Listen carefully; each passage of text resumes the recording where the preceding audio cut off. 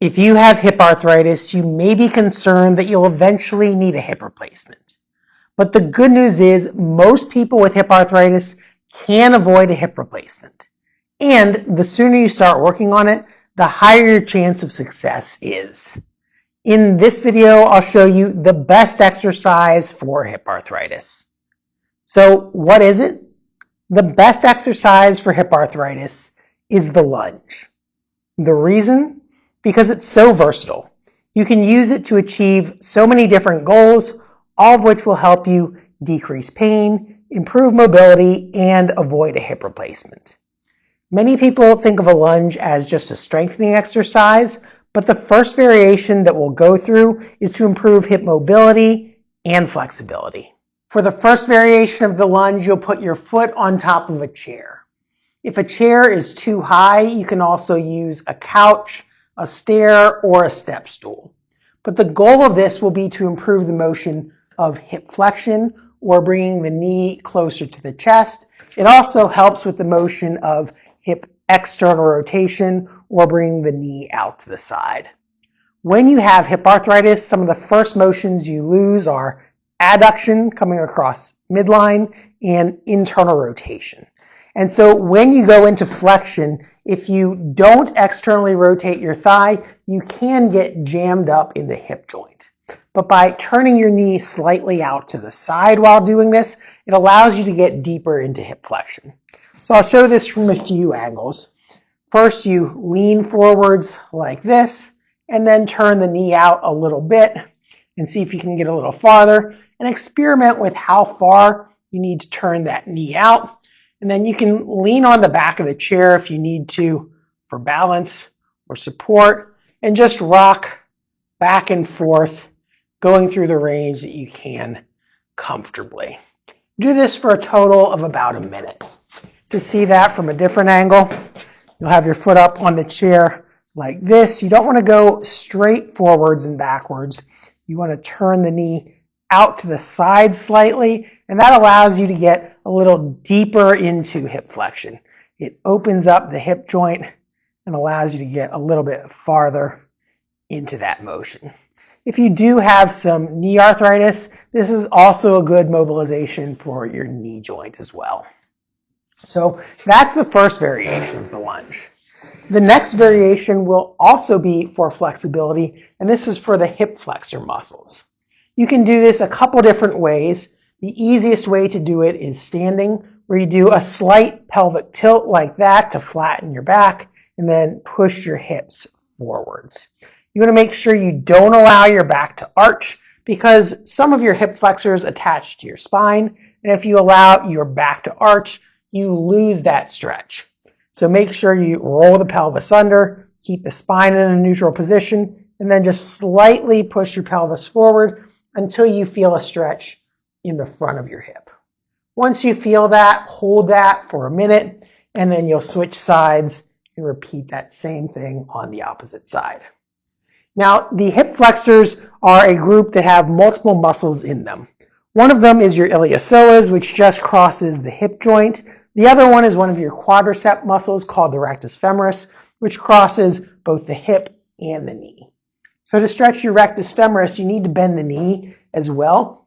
Some people may be limited in this by their ability to kneel on their knee or get down on the floor. But if you're able to, going into a lunge like this, rolling your pelvis under and then driving forwards, stretches both the rectus femoris as well as the iliopsoas. If you can't do this variation, it's okay to just do the standing version, because the iliopsoas is the one that has a bigger impact in everyday life. So that's the hip flexor stretch. The final mobility lunge that we'll work on is a sideways lunge to work on the adductors or inner thigh muscles. These muscles often get tight or stiff in people with hip arthritis, and you can stretch them just by spreading your feet out wide and then lunging towards one side as far as you feel comfortable going. This will strengthen the glutes on this side, but if you do have a little bit of pain or you don't feel strong enough doing that, it is okay to kind of support yourself with your hand, because the main goal we're looking for here is the stretch on the inner thigh. If you do want to work on strength at the same time, it does kind of help to turn your knee out to externally rotate like we did with the first exercise, and then hold that stretch. If you need to, you can back out of it if you can't stay there the entire time. You want to do this for about a minute total, whether you're oscillating slightly back and forth, or whether you just go into a deep stretch and keep it there for a sustained stretch.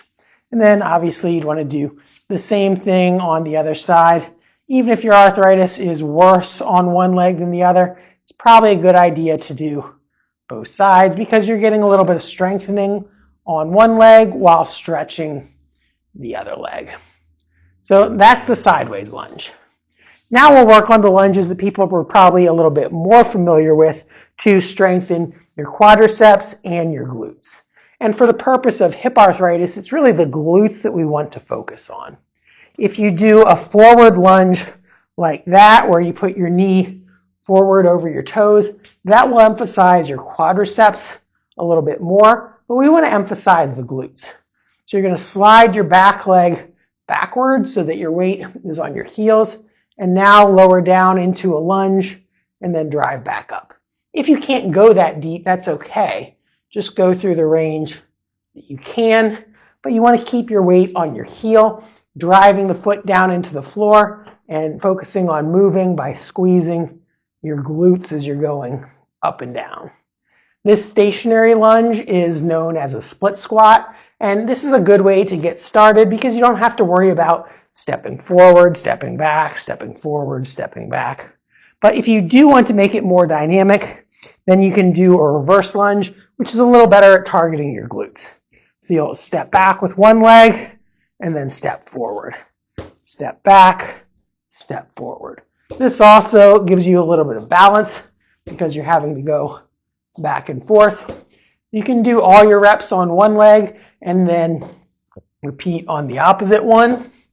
Or if you want, you can alternate legs going back and forth. But either way you choose to split it up, shoot for about 10 repetitions on each leg and do that for 3 sets. If you'd like to make it a little bit more dynamic yet, then you can do a walking lunge, which is where you'll take a step, go down into a lunge, take a step, go down into a lunge, take a step, go down into a lunge, and then you just repeat that back and forth. This works on both strength as well as balance and a little bit of power because you have to be able to come up somewhat quick to take the next step. So that's the walking lunge. Now, if just body weight lunges get too easy for you, you can add dumbbells to make it a little bit more difficult. And that'll allow you to keep your repetitions in the 10 repetitions per leg range. And then you'd switch legs. Now, while you have your dumbbells, you may like to learn some other exercises you can do with dumbbells. And to learn those, check out this video over here. But before you go, if you found this one helpful, make sure to give it a like. And if you haven't already, subscribe to the channel so you get notified of my future tips. Thanks for watching, and I'll see you in the next one.